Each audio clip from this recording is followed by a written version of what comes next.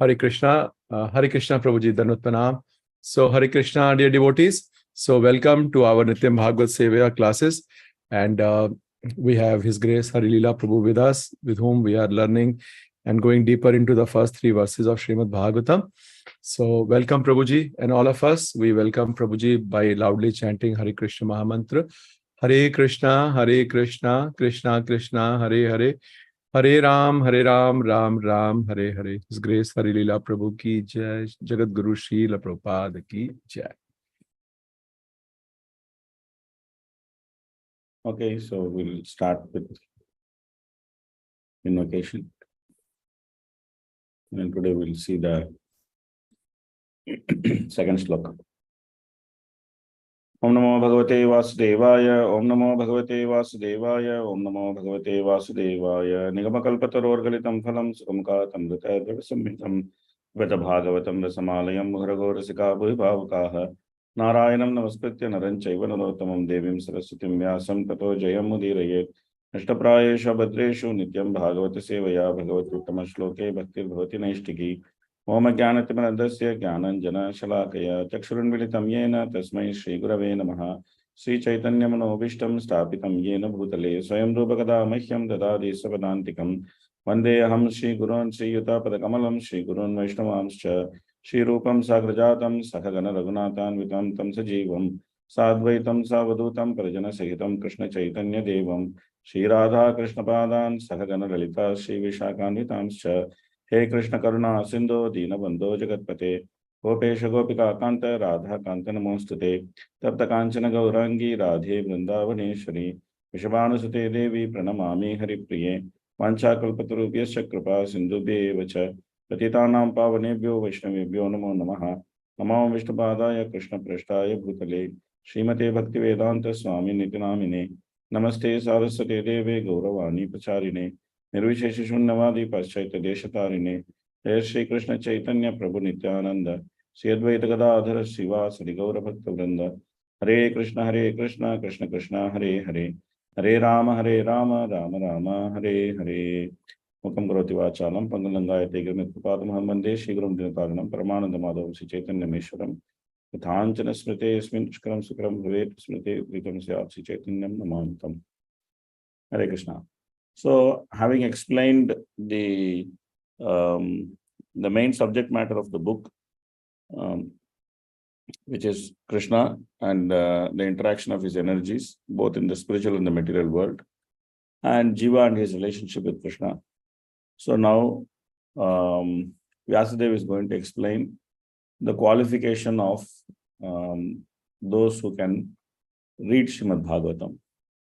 So he's going to explain that whom this book is meant for. So Dharma Projito Kaitavotra Paramo Nirmat Saranam Satam Vedyam Vasto Matravastu Shivadam Tapatrayon Mulanam Srimad Bhagavate Mahamuni Krite Kimva Paragishwaraha Sadyo Hridya Vrudyate Atra Kritibi Sushushubi Darshanat. Completely rejecting all religious activities that are materially motivated, this Bhagavata Purana propounds the highest truth, which is understandable by those devotees who are fully pure at heart. The highest truth is reality distinguished from illusion for the welfare of all. Such truth uproots threefold miseries. This beautiful Bhagavatam, compiled by the great sage Vasudeva in his maturity, is sufficient in itself for God realization. What is the need for any other scripture? As soon as one attentively and submissively hears the message of Srimad Bhagavatam, by this culture of knowledge, the Supreme Lord is established within his heart. Okay. So this is the translation. Dharma projitaha, dharma, religiosity, projita, completely rejected. Kaitava, covered by fruitive intentions. Atra, herein, paramaha, the highest, nirmat saranam, of 100% pure heart. Satam, devotees. Vedyam, understandable. Vastavam, factual. Atra, herein, vastu, substance. Shivadam, well-being. Tapatraya, threefold miseries. Unmulanam, uproot, causing of uprooting. Srimad, beautiful. Bhagavate, the Bhagavad Purana. Mahamuni, great sage Vyasadeva. Krite, compiled. Kim, what is? Va, the need. Parai, others. Ishwaraha, the Supreme Lord. Sadhyaha, at once. Kriti, within the heart. Avarudyate, becomes compact. Atra, herein. Kritibi, by the pious man. Shushushubi, by culture. Tachanat, without delay. Okay. Purport.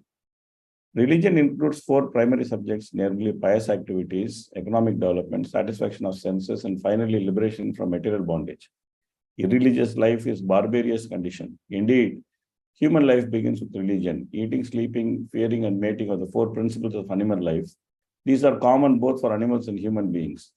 But religion is the extra function of the human being. Without religion, human being is no better than animal life. Therefore, in human societies, there is some form of religion which aims at self-realization and which makes reference to man's eternal relationship with God.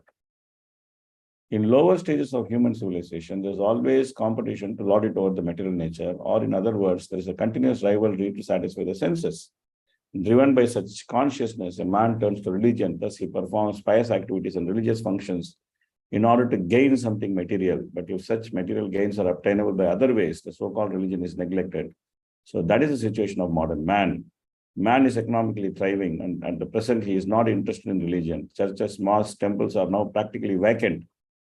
Men are more interested in factories, shops, cinemas, than in religious places which are erected by their forefathers.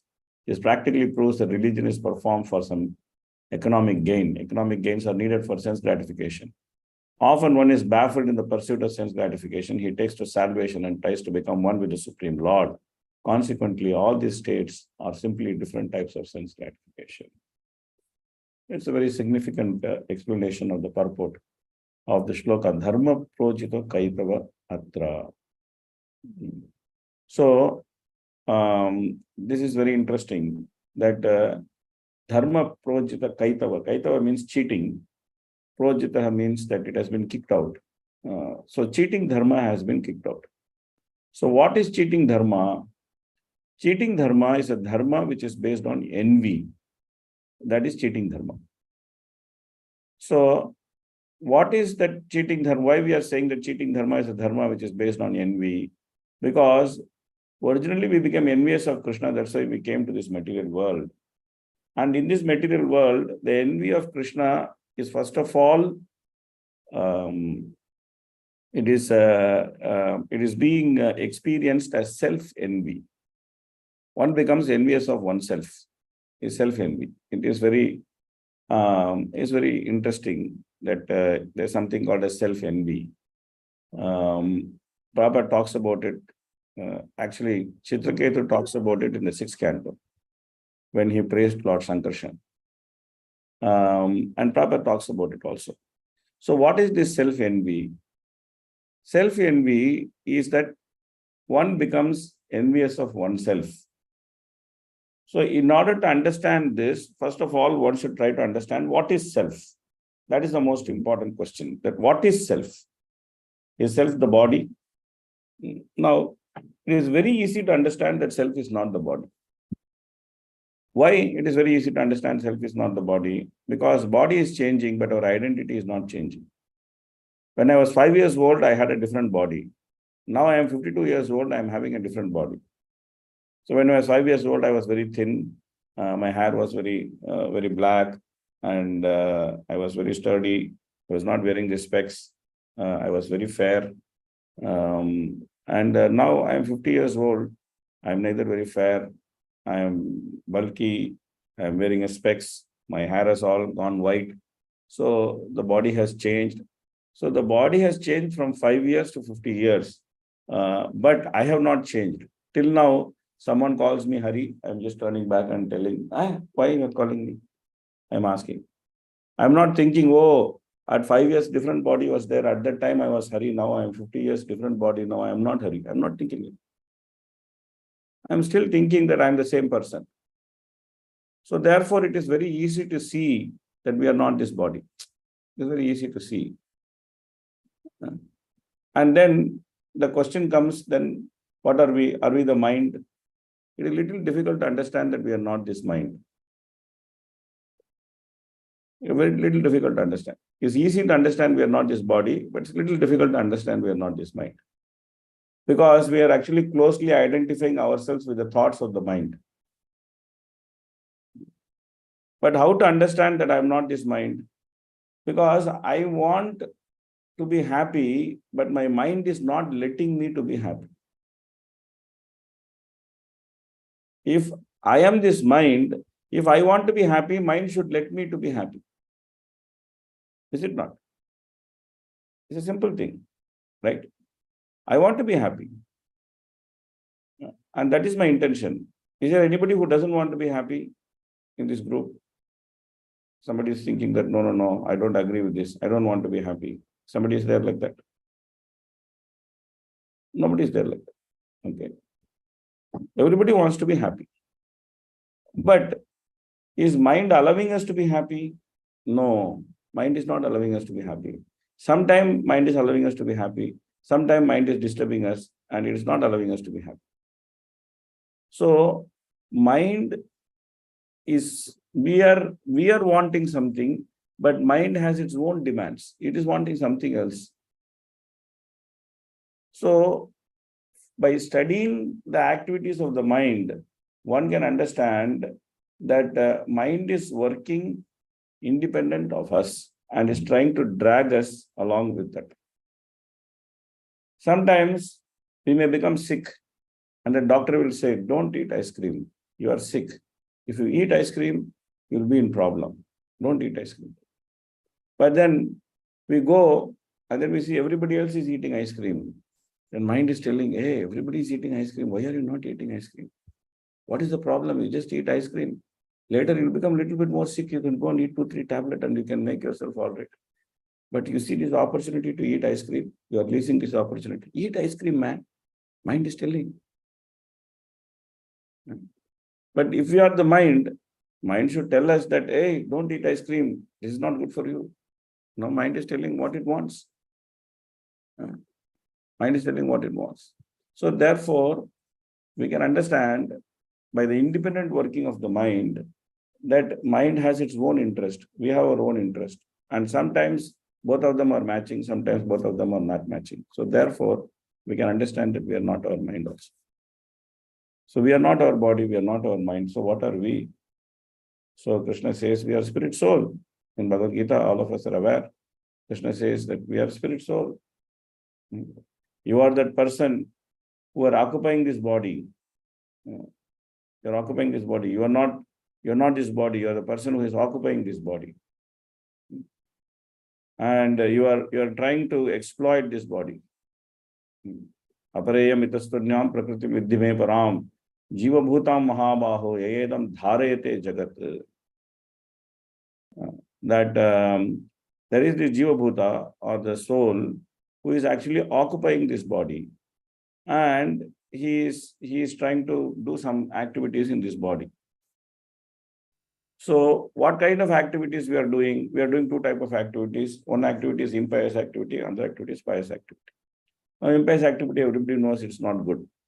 Now, pious activity seems to be okay because Vedas are recommending pious activity. Vedas are telling, hey, you should do pious activity. If you do pious activity, you can enjoy. You can go to higher planetary systems. You can enjoy in this planetary system. You can go to higher planetary systems and enjoy. You can become Indra. You can become Chandra. You can become Brahma. You can become like the 4 Kumaras. You can be in that loka. You can have different types of enjoyment. So why don't you do some pious activity and enjoy? Do some pious activity in this life and next life you enjoy. So now this looks like dharma because you are doing something which is recommended in the scripture and you are getting some enjoyment out of it. And then you are getting some higher enjoyment out of it. The higher you are able to take up certain recommendations, then you are getting higher enjoyment out of it. And that enjoyment is in mode of goodness. And now it looks like dharma. And then you are also performing various activities which resemble worship. You are worshipping various functional deities. You are worshipping Indra, you are worshipping Chandra, you are worshipping Ganesha, you are worshipping Shiva, you are worshipping Durga, you are worshipping Kubera, Vayu, Agni. So many different devatas you are worshipping. So it looks like some worship is going on. So that means you are engaged in some devotional activity. It looks like you are engaged in devotional activity. And you are accepting the authority of the demigods. And you're going to the demigods, you're asking, please give me this, please give me that, Janam Dehi, Janam Dehi, Yasho Dehi, or that Dehi, this Dehi. So many things you're asking. Looks like that you are living a religious life. And that is being recommended in the scripture. But now the question is this religious life actually giving you happiness? One may say, yes, it's giving me happiness. But in the process of giving happiness, it's only giving misery. Because if you have to go to Swarga, then you have to perform various austerities in this life. Then only you can go to Swarga after you die. So this life you should spend in doing austerity. Austerity means misery. And then you do all this misery, and then you austerity, and then you go to Swarga. And then you are happily enjoying in Swarga, but that enjoyment is also not permanent. As you are enjoying in Swarga, then your piety is coming down. When piety becomes zero, then throw out of Swarga. Shine punya mriti lokam mishanti. Simply throw out of Swarga. Back into this material world, back into another material body, back into this worldly earthly planet. Swarga is also material world only. Earthly planet, another body in the earthly planet, and then another round of misery. So it looks as if it's giving happiness, but it is actually delivering misery. Why? Because we are trying to imitate Krishna. We are trying to imitate Krishna as enjoyer, and we are trying to follow some system which gives us the opportunity to enjoy independent of Krishna. Is giving some opportunity for us to enjoy independent of Krishna. But the problem is that any enjoyment independent of Krishna cannot be permanent. It has to be temporary in nature. So therefore, we have to again and again face misery. Whenever we look for sense gratification in the bodily platform, whether it is higher grade of sense gratification or lower grade of sense gratification, we have to face misery. So therefore, it looks like dharma, but it is not dharma because it is cheating us. And it is stopping us from tasting the actual enjoyment, which is our relationship with Krishna. Rather, it is putting us into many false relationships which are temporary and trying to make us enjoy those relationships. And in all those relationships, we are looking for permanent happiness. But that permanent happiness cannot be got in any of the relationship. It can be got only in relationship with Krishna. So therefore, since it resembles dharma, but instead of delivering happiness, it is delivering misery. Therefore, it is called cheating dharma. Is clear? It is clear why it is called cheating dharma.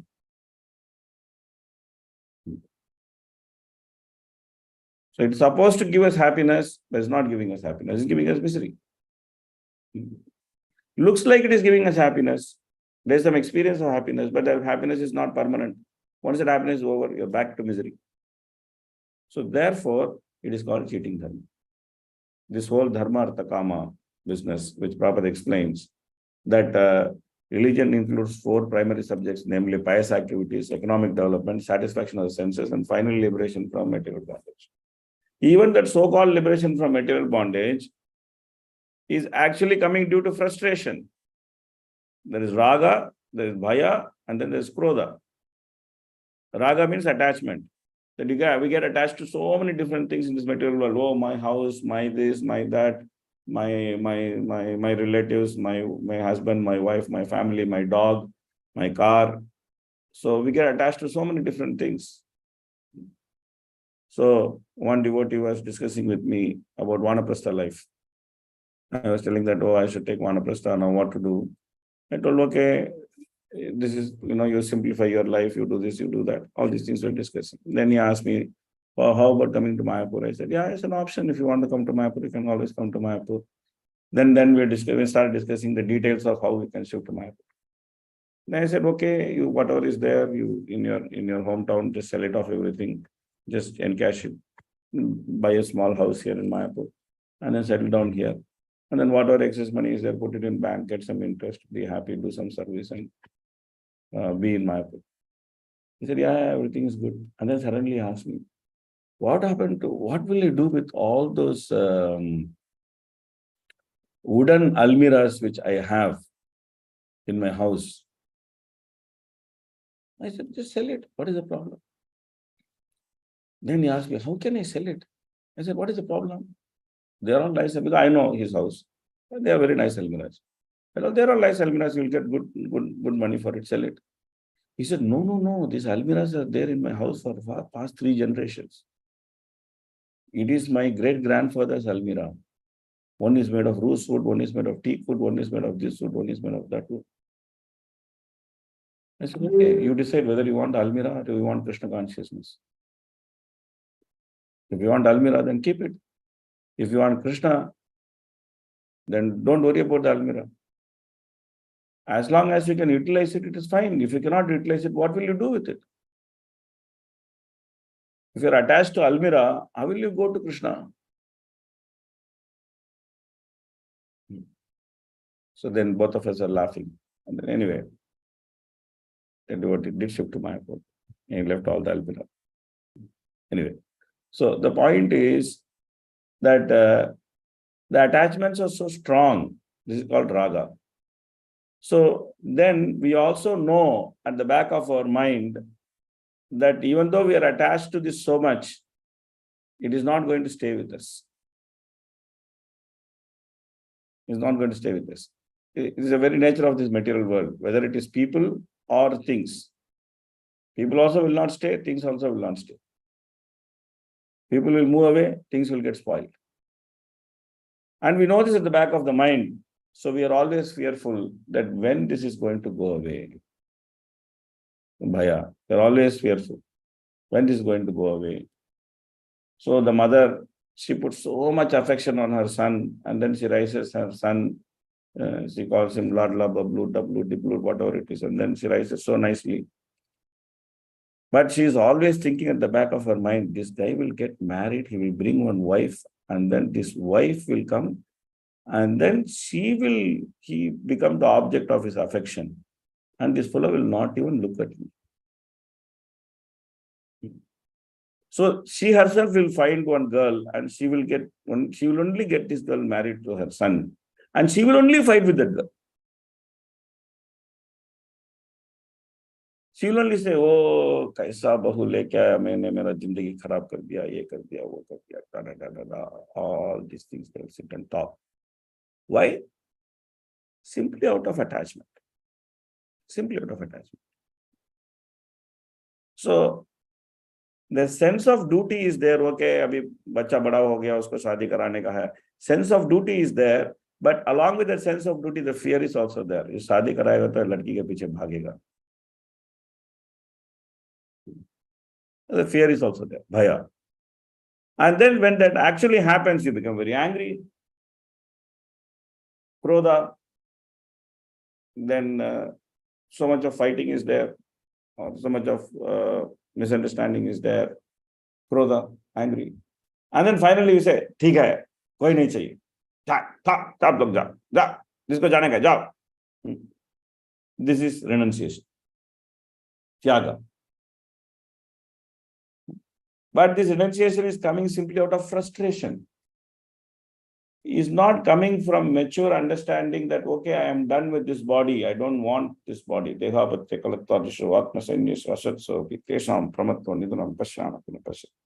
don't want this. Finish.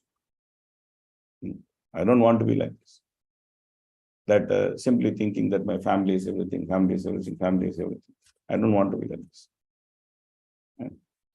So that idea of giving up things with the proper understanding, na dhanam, na janam, na sundarim, kavitam va jagadisha kamaye, mama janmani janmanishware, bhavatat bhakti rahaitu kitvayi. That idea is not there. So that so-called liberation from material bondage, which simply comes out of frustration, also doesn't stay. Also doesn't stay. Because in that kind of liberation, you are not going back to Krishna. You don't want to accept Krishna. You just want to become something which is like non-existent. You want to go in the impersonal Brahman, and you want to just be suspended in the animation. So, because you're so frustrated with relationship that you don't want relationship. Forget, finish all relationship. Go and merge in the light. What will you do in the light? What will you do in the life? But you're so frustrated that you just want to do it. So that's also not permanent position. Aruhatrachena parampadav tataha padantyado anadata ishmadangraha. Because they don't have respect for the Lord's lotus feet, even though they have reached that so-called position of liberation, they have to fall down again. You see. So therefore, piety, impiety, or impersonal liberation, all of them are considered cheating. All of them are considered cheating. So unless one understands that I am being cheated by this cheating dharma due to my own envy against myself, and tries to give up this envy, thinking that I am this body, this is the self-envy. Self-envy is thinking that I am this body. Why it is envy? Because as a spirit soul, we belong to a different place. And what is our place? Our place is Vaikuntha, our place is Goloka. That's our place. And how is our place? Our place is made of Chintamani stone. Our place has Kalpavriksha trees. In our place, the cows are Surabhi cows. They are giving milk, which is nectar. So this is where we are supposed to live. But now we are living in Mayapur, we are living in Delhi, Noida, whatever is in some flat, like a matchbox, it is there. And we are very proud of that matchbox. We are thinking, oh, I have a better matchbox than this other person's matchbox. And my matchbox, I have colored it much better than other person's matchbox. I put marble in my matchbox. And I brought that marble from Italy. This is Italian marble matchbox. What? We are supposed to live in a place which is made of Chintamani stone. And they are happy with marble stone. And then we are supposed to drink milk which comes from Surabhi cow. We are happy with the Dudwala who gives milk with water. There's a joke in Mayapur. We say that the Mayapur Dudwalas are very, very honest. They never mix water with milk. They always milk. They don't pour water into milk. They always pour milk into water. So if you ask him, did you pour water in the milk? He'll say, no, I didn't pour water in the milk. And he's telling what he's telling is true, because he always pours milk in water. He doesn't pour water in milk. Very honest milk. So, and that milk we are drinking, and then we are thinking, oh, I'm drinking nice cow's milk, A2 milk, Bilona ghee, and and I'm doing this and doing. But we are supposed to drink Surabhi cow's milk. So, what our position should be, what we have made ourselves to be, this is called self-envy. And then we are thinking that I'm enjoying. This is called self-envy. This is called self-envy. We are not allowing ourselves to be in our permanent position of enjoyment. Rather, we are actually keeping ourselves in a position of suffering. And then we are trying to adjust to this suffering. This is called self-envy. So when that envy reflects as envy with others also, because now you are not enjoying, somebody else is enjoying, then you become very disturbed. Oh, this guy is having a better car than me. I am not having this car. I am only having a lesser quality car. I should just get the same car as he is. Well, how he can have better car than me? So you become very disturbed. He has better car, he has better husband, he has better wife, he has better children, he has better this, he has better that, whatever it is. It's so disturbing. And then you are thinking, oh, I should have this, I should have that, I should have this. Or you go around the shopping mall and then you see so many things displayed in the shopping mall and you are thinking, oh, I don't have money to buy all these things. And then somebody is buying something, you are thinking, oh, this guy has money, he's buying also. So that very self-envy, which does not allow you to escape from this body, is also making you envious of everybody else. And then reflection of that envy is attraction to this cheating dharma. Then you see, how can I enjoy?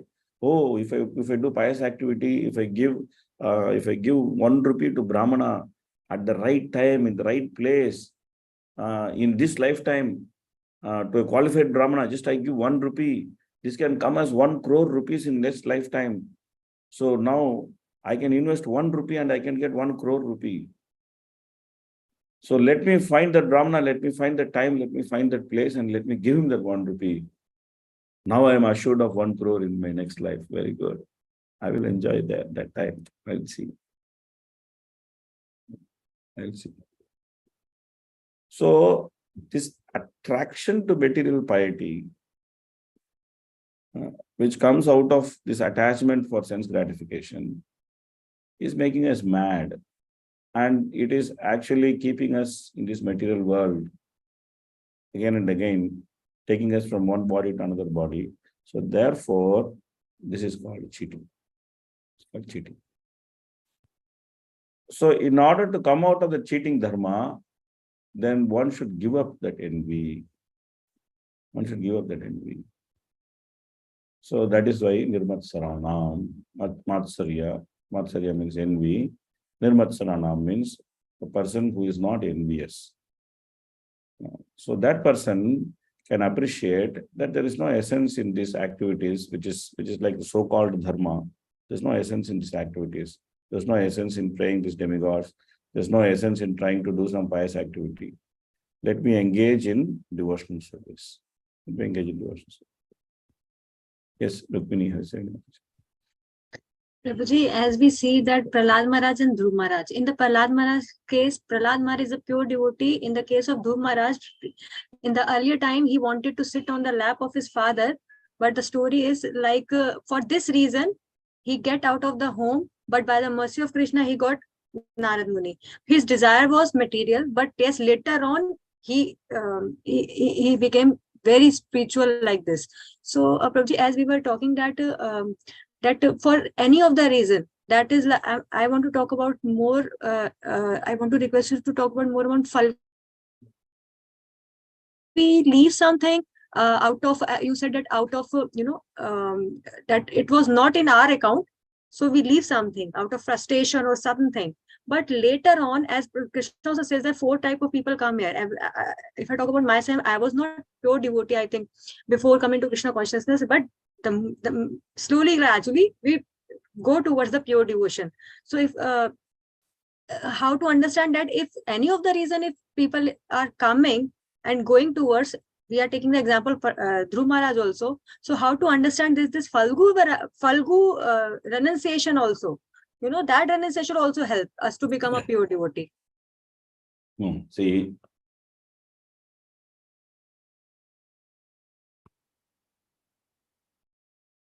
in case of Dhruva, his mother played a very important role. Okay. So Dhruva came, he was very angry. He wanted to have revenge. He is like Kshatriya, and he want to sit in a place which is higher than Brahma's place. So he's telling his mother all these things. My dear mother, I want revenge. I'm not going to leave these people. And I want to sit in a place which is bigger than Brahma, which is higher than Brahma's place. Nobody should be able to take me out of that place. Can you tell me what can I do to achieve all these things? So the first thing his mother tells is that don't be envious of anybody. First thing she's telling, don't be envious of anybody. And then, but still, okay, you are saying that I can also accept that, but I want to achieve what I want to achieve. Then his mother is saying, if you want to achieve what you want to achieve, then you should go to Vishnu. Then you should go to Vishnu. And then he's asking his mother, okay, where can I find Vishnu? Then his mother says, you go to forest, you'll find Vishnu. The guy is asking, I'm a 5-year-old boy. There's in the forest, there's lion, there's tiger, there's so many fox, jackal, snake. All these things, they will come and eat me. One day I will not last in the forest. They will make breakfast of me and then they will eat everything and go. I'll be finished. I'll be dead. I'm finished. I have never gone out of palace. I always lived in your company, my father's company. I'm so protected here. You're asking me to go to forest. You know what his mother says? His mother is saying, don't worry. Your experience the love of only one mother. The love Vishnu has for the jivas is the love of more than millions of mothers. So therefore, you trust Vishnu and then you go to forest. Nothing will happen to you. Vishnu will protect you.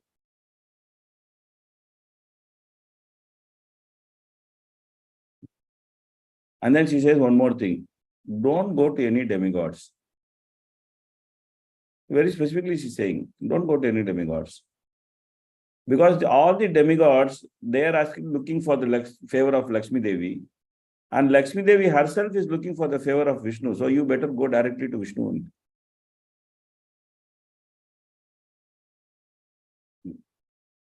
So his mother played a very important role in Dhruva's life. So normally mothers are very affectionate towards their children. And they're also very proud of their affection. They think that, oh, I am the mother. Nobody can be affectionate like me. But Dhruva's mother was not like that. When Dhruva actually spoke of his mother's affection, Dhruva's mother, without hesitation, told Dhruva that Vishnu is like millions of mothers. You will experience the affection of millions of mothers by going for Vishnu. Please go. How many of us are ready for it? To tell our children like this. We will tell our children, no, array, you first you do your BE, your MBA, your this, your that, your studies, you get your nice job, you earn a lot of money, then also you do Hare Krishna, it's okay. It's okay. You have to be very practical in these things. You cannot just Hare Krishna, who will give you money, who will give you food, who will give you girl, who will give you house. So, you first do everything, whatever you have to do, then you also be Krishna conscious. It's okay. Very good. But Dhruva's mother not like that. She told him, don't run behind Lakshmi. But we are telling, first you run behind Lakshmi. Then when you have extra time, you think of Narayana.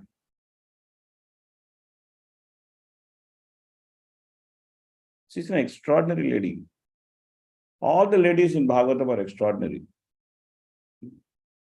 They are all extraordinary characters. Kunti Maharani, Draupadi, Dhruva's mother Suniti, Bali's wife Vindhyavali. All these ladies, they are all exalted characters. Exalted characters. So that was Dhruva's good fortune. Dhruva's good fortune was his mother. It was made by his mother. Every living entity in this material world is envious of Krishna and is envious of himself. But when that living entity comes in touch with a pure devotee, then that living entity's good fortune is made. So nobody is, except the acharyas who come into this material world, everybody else who comes in material world, they all have misfortune only. They don't have good fortune. They are simply coming into this material world due to their misfortune. They are rotating in this material world due to their misfortune. But their good fortune is made when they come in touch with a pure devotee. This is what Chaitanya Mahaprabhu told Rupa Goswami. Brahmanda Brahmite Kone Bhagyavan Jeev Guru Krishna Prasade Paye Bhakti Lata Pich. So therefore, people have different type of intentions. They may have pious intentions. They may have impious intentions. Like all the hippies in America, when Prabhupada went there, they did not have any pious intention. All they knew was how to do sin. They were experts in doing sin. That's what they knew. But Prabhupada actually writes in the purport, one of the purport Prabhupada writes, that they were already frustrated with material life. That is their qualification. Prabhupada writes that. Even in them, Prabhupada is actually able to see the qualification. That is the nature of a sadhu, that where there is no qualification, he is able to see qualification. The same thing with with Narada, with Dhruva. Dhruva was not qualified to see the Lord in 6 months. But Narada saw that qualification in Dhruva. Oh, this boy is determined. He has faith in his mother's words about Vishnu. He is determined to see Vishnu. This is his qualification. So let me bless him. He will be able to see Krishna in 6 months. Because of Narada Muni's blessing, he was able to see Krishna in 6 months. Not because of his austerities. Even though his austerities were excellent, the power to do those austerities also came from Narada Muni's blessing. And the Lord also appeared not because of his austerity. The Lord appeared because of Narada Muni's blessing. And Dhruva himself says that. So therefore, different people have different intentions in this material world, and all those intentions are simply there to keep them in this material world itself. But when they come in touch with a pure devotee, their good fortune is made. That is the point. Their good fortune is made. And when they utilize that association of the pure devotee, their good fortune is made. So nobody is having pure intention. Everybody is having impure intention.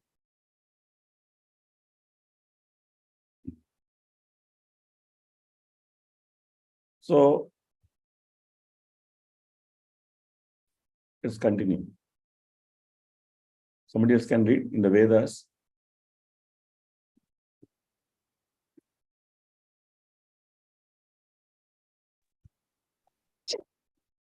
In the In the Vedas, okay, please Go share on. your thoughts.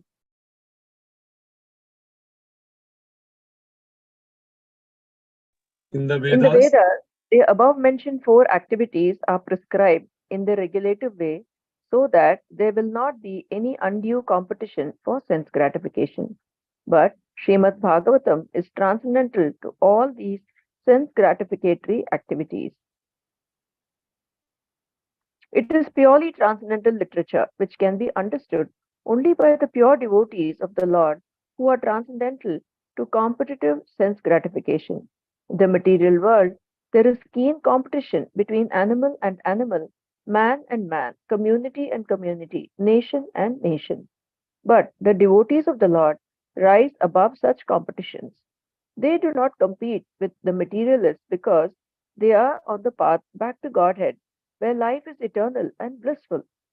Such transcendentalists are non-envious and pure in heart. In the material world, everyone is envious of everyone else, and therefore there is competition. But the transcendental devotees of the Lord are not only free from material envy, but are well-wishers to everyone, and they strive to establish a competition-less society with God in the center. The contemporary socialist conception of a competition-less society is artificial because in the socialist state, there is competition for the post of dictator. From the point of view of the Vedas or from the point of view of common human activities, sense gratification is the basis of material life. There are 3 paths mentioned in the Vedas. One involves fruitive activities to gain promotion to better planets. Another involves worshipping different demigods for promotion to the planets of the demigods. And another involves realizing the absolute truth and his impersonal feature and becoming one with him. The impersonal aspect of the absolute truth is not the highest. Above the impersonal feature is the Paramatma feature, and above this is the personal feature of the absolute truth or Bhagavan. Srimad Bhagavatam gives information about the absolute truth in his personal feature. It is higher than impersonalist literatures and higher than the Jnana Kanda division of the Vedas. It is even higher than the Karma Kanda division and even higher than the Upasana Kanda division because it recommends the worship of the Supreme Personality of Godhead, Lord Sri Krishna. In the Karma Kanda, there is competition to reach heavenly planets for better sense gratification, and there is similar competition in the Jnana Kanda and the Upasana Kanda. The Srimad Bhagavatam is superior to all of these because it aims at the supreme truth, which is the substance or the root of all categories. From Srimad Bhagavatam, one can come to know the substance as well as the categories. The substance is the absolute truth, the Supreme Lord, and all emanations are relative forms of energy. Nothing is apart from the substance, but at the same time, the energies are different from the substance. This conception is not contradictory. Srimad Bhagavatam explicitly promulgates this simultaneously one and different philosophy of the Vedanta Sutra, which begins with the Janmadi Asya Sutra. Okay, let's stop here. Okay, so Prabhupada discussed few important points here now in this section which we read. The first important point which Prabhupada has explained is that devotees have got nothing to do with the competition of the material world. Devotees are not in that realm at all. Devotees are interested in the spiritual world, and in spiritual world there is no competition, because in spiritual world everybody's service is there and nobody takes their service. Everybody's service is there. Nobody is competing for your service. You have your individual relationship with with Krishna or Vishnu, and then that's your relationship. Nobody else is going to come and take that relationship. So in spiritual world, there is diversity, and then there is abundant of service, and there is absolutely no competition. And the same is with ISKCON also.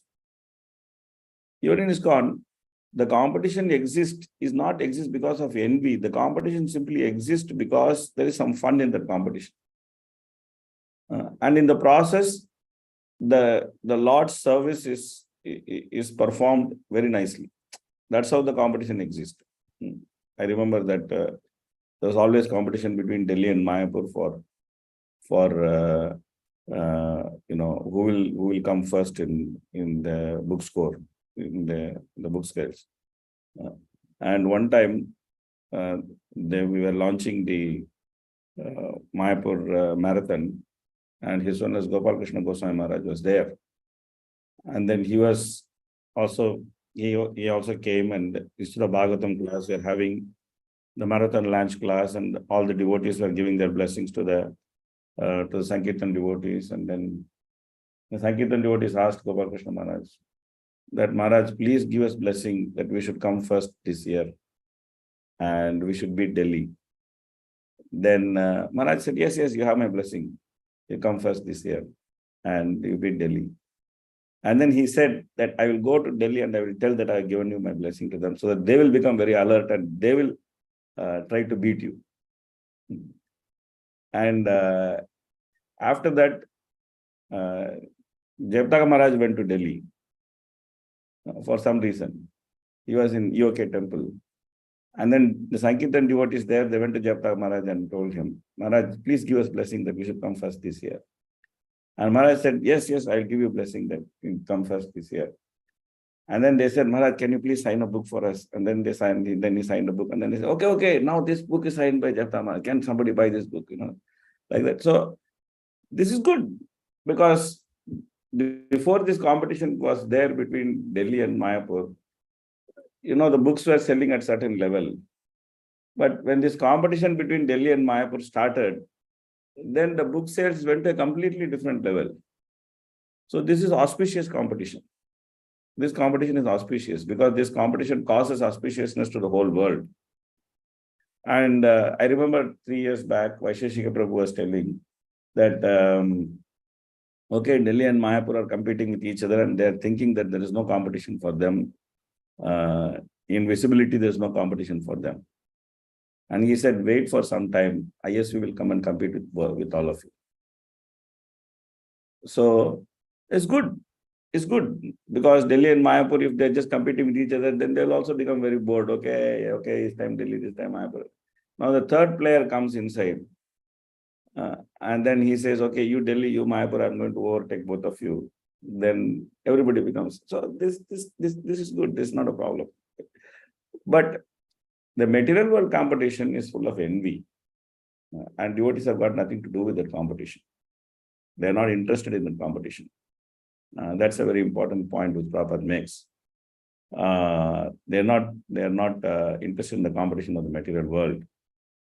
And therefore, they are not interested in karma, they are not interested in jnana, they are not interested in these paths. Because these paths are simply the paths which are coming out of competition. That who will enjoy better in this material world is simply karma kanda. And then, when you are fed up of enjoying this material world, then you shift your competition to Krishna. And then you say, oh Krishna, you are a person. No, I will destroy your personality. I will destroy my personality and I will make both of us impersonal. So I will go and merge in the Brahma Jyoti. So this is competition with Krishna. And this competition is also coming out of envy. That deny the personality of the Lord, deny your own personality and kill the personality and then commit spiritual suicide and then go and merge in Brahma. Is also another way of envy. So if I am not enjoying, Krishna also should not enjoy. So I will not accept Krishna as a person who is enjoying. I will accept Krishna as impersonal Brahman, where there's no enjoyment, there's no variety, there's no enjoyment, there's no pastime. And I will also go and merge in that impersonal Brahman. So that whole idea of karma kanda and jnana kanda is simply coming from envy. So naturally, devotees are neither interested in karma kanda, they are not interested in jnana kanda. They are simply interested in the knowledge of the Supreme Lord and how he is wonderfully acting through his various energies. Parasya Shakti Vividhaiva Shruyate Swabhaviki Jnana Balakriyacha. And they are trying to understand the activities of the Supreme Lord, who is the actual substance. And that substance is the root of all the categories. Janmadhyasya Taha, that everything has come from him. So everything has a relationship with him. And when you actually start seeing everything in that relationship, then they become meaningful. Then there's no competition. Because everything is seen in its place. You see the material world in its place, you see Maya in its place, you see Krishna in his place, you see yourself in your place, and then you see everybody else in their place. And then there's no competition. And what is left is simply compassion for those who don't understand this and they're running that competition. Then you are thinking that why these guys are running. Prabhupada makes a comment that these people, they don't understand. They are very surprised how these guys, Hare Krishna guys, they are not doing anything, but they are having big property and they are paying money for the property also. And Prabhupada says, we are very surprised why these guys are simply running like this for just eating 3 times a day. So this is the devotee surprise. Arey, why are you struggling so much just to live a life? Man, you just chant Hare Krishna, you come and serve the deity, you live properly.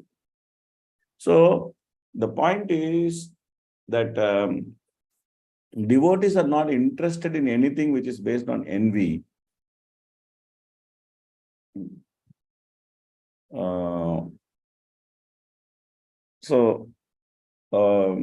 Therefore, they are rejecting all these paths which are meant for envy. So there's karma kanda, there's jnana kanda, and there's upasana kanda. Upasana kanda is actually explaining how to worship the different deities, different demigods. And also Vishnu worship is part of that, is also explained in upasana kanda. But when Vishnu is understood as one of the different demigods, then that is also out of envy. Instead of understanding Vishnu as the Supreme Personality of Godhead, if sometimes Vishnu is understood as one of the different demigods, okay, I'm worshipping Indra, I'm worshipping Chandra, I'm worshipping Ganapati, and I'm worshipping Vishnu also. Sometimes people say, oh, it's all same only. You are worshipping Krishna, I'm worshipping Ganapati, it's all same only. So this is envy. You don't want to accept Vishnu's position as the Supreme Personality of Godhead. So then the different types of upasana, and those upasanas are meant for different purposes, and those purposes are simply coming from envy. The Shaktas, the Ganapatyas, the different types of worshippers, and they're all worshipping to achieve something in this material world. And that is for sense gratification, and that's coming from. That's the role of Upasana Kanda. So, therefore, when we understand that there is no need for competition, everybody is Krishna conscious and everybody has their place in Krishna consciousness, and that place is permanent. By such understanding, one becomes transcendental to the threefold miseries. Because the threefold miseries are simply coming because of the existence of envy and the competition which comes from envy. That's why the threefold miseries are there. If you actually carefully contemplate why threefold miseries are there, they're simply coming because of envy and the competition which comes due to envy. That's why the threefold miseries are there. Adhyatmika, Adhibhotika, Adhidevika. All the three are there simply because of that. They're not there for any other reason. So when one gives up that envy and one wants to actually situate himself in his relationship with Krishna, then the threefold miseries have no meaning for him. It may be there, but they don't deliver him misery. It may be there, but they don't deliver him misery. Sometimes you see different Prabhupada disciples that they have become old and their body is not cooperating with them. Sometimes they are affected by different types of disease. But you actually see they are very blissful, they are very happy. Why they are blissful? Why they are happy? What makes them happy? What makes them blissful? Because they know that they are actually in touch with Krishna, with Prabhupada. So therefore, the miseries of the body is not affecting their happiness.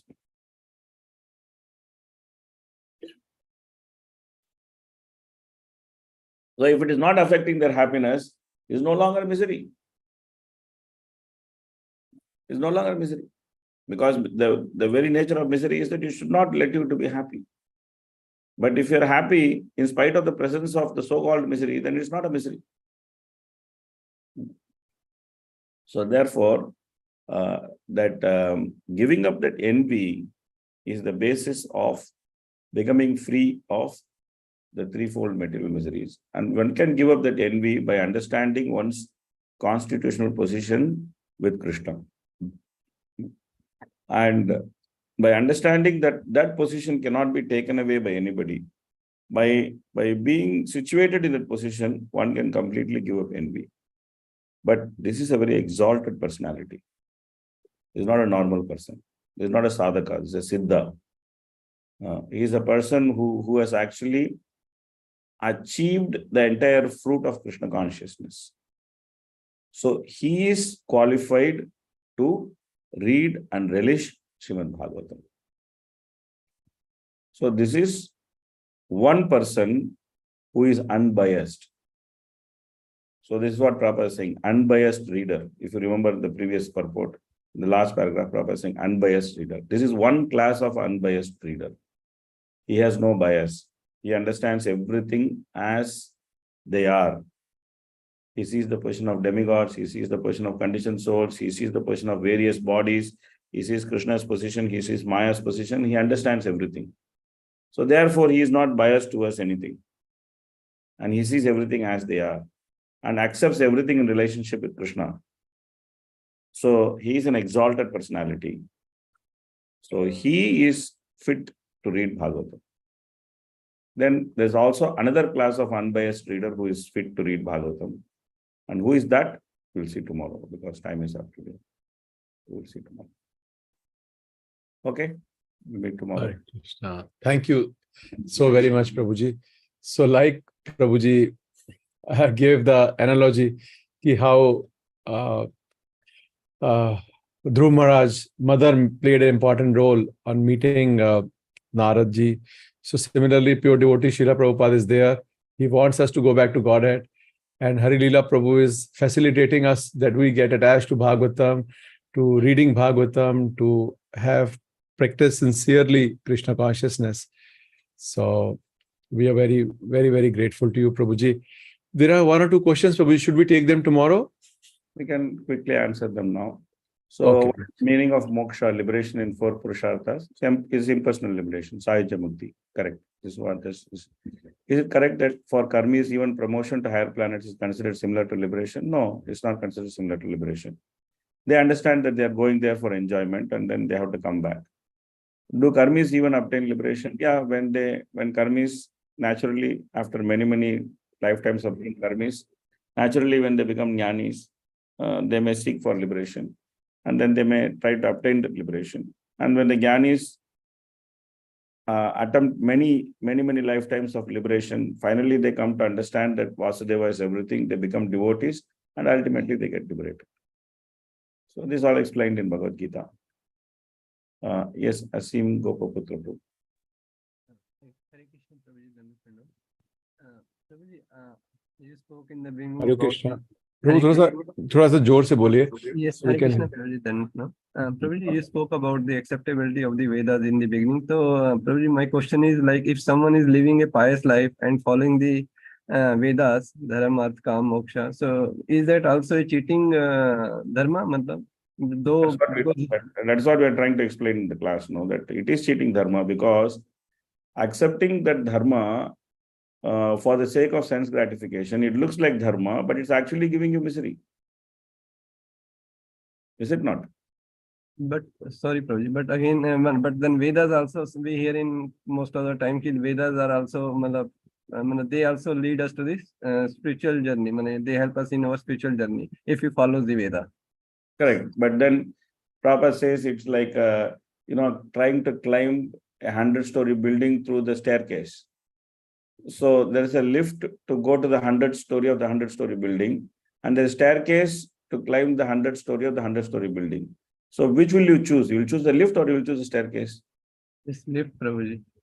Why don't you go by the staircase? It's also taking you to the 100th story only. That's a longer process. It will take more time. Not only a longer process, you may even die trying to climb all the 100 stories in the 100-story building. So therefore, a process which looks as if it will take you there, but it is going to make you miserable in the process of taking you there, and you may even die. So why to even attempt that process? Theoretically, yes, it will take you to the 100th floor. Right? Theoretically, it will take you to the 100th floor. But if you enter the lift, press the button and stand for a few seconds, you will go to the 100th floor. Right? So then, if someone tells you that, hey, don't go by the lift, stairs is the best way to go to the 100th floor. You should take the stair, go by the stair. By climbing stairs, you will become very healthy. You will become hale and healthy, and you will maintain very good body. So go by the stairs. That's the way you should do it. Is he cheating you or he is not cheating you? Please tell me. Is he cheating you or he is not cheating you? Yes, Now give me an answer. yes, Prabhuji. He's cheating. He's cheating, right? Yes, Prabhuji. That's why Dharma Artha Kama Moksha is cheating. It's clear. Yes, got it. Thank you so much. Krishna explains, Yavan Artha Udapane Sarvata Samplutodatake Tavan Arteshu Vedeshu Brahmanasya Vijanataha. It's a very important sloka in Bhagavad Gita, 2nd chapter. So he says that whatever purpose which can be served by a small well, the same thing can be served by a large reservoir of water. Whatever is the purpose of Vedas, that can be easily served by a person who knows the Supreme Lord, who is actually behind the Vedas. And Krishna says explicitly in 15th chapter, Vedescha sarver ahameva vedyo. By studying the Vedas, I am to be known. And then again in 15th chapter, Krishna says that he is celebrated in the 3 worlds and in the Vedas as Purushottama. So when all these things is there, still when someone is trying to tell you that you follow the long route, that is cheating. Thank you so much. Yes, Meenakshi Radhamati. Hi, Krishna. Pranam. Prabhuji, today we discuss about that the qualification a person should have to read the Srimad Bhagavatam. Yeah. And just explain that the person should not have any envious in the heart. But still, if I see myself, I have a lot of envious in my heart. So how I feel myself become a qualified to read the Srimad Bhagavatam? Yeah. So we'll wait till tomorrow. This question will be answered tomorrow. I said there are two unbiased readers. Okay. So we are just dealt with one unbiased reader, but is there one more unbiased reader? So that second unbiased reader is the sadhaka, but he also should have some qualification. So that is what we should strive for. We should strive for that qualification. So that we'll discuss tomorrow. Okay. Thank you so much, Prabhuji. Okay, how does simultaneous oneness and different philosophy is there in Janmadhyasya Sutra? So Janmadhyasya Yataha means he is the source of everything. So in one sense, if you take, I'll take a very mundane example to explain it very quickly. The father and mother, they combine to produce a son. And then the son looks like father. Okay. So my son looks more or less like me. So when people see my son, then they say, hey, you look so much like your father. So that is the oneness. And why he looks like me? Because he is my son. So he looks like me. But is he me? No, he is not me. He is different from me. He has his own ideas. He has his own character. He has his own way of doing things. He has his own thought process. He is different from me. So therefore, the product which comes from the source is simultaneously one from the source and different from the source. Very simple to understand this. It's not very complicated. And the source is Krishna. He is the Supreme Father. So we are simultaneously one with him and we are simultaneously different from him. Just like my son is simultaneously one with me and he is simultaneously different from me. That's how Janmadhyasya Sutra actually promulgates simultaneous oneness and difference. Okay, we'll stop here. Oh, something else. Oh, thank you. Okay. Thank you, Prabhuji. Thank you so very much. So we are very, very grateful to Prabhuji that late evening Prabhuji is taking classes for us and explaining these things in such nice manner. So all of us, we heartily thank Prabhuji by loudly chanting Hare Krishna, Krishna Krishna, Hare Hare, Hare Ram, Ram Ram, Hare Hare. His Grace Harilila Prabhu ki jai, Jagat Guru Srila Prabhupada ki jai. Hare Krishna. Hare Krishna. Hare Krishna.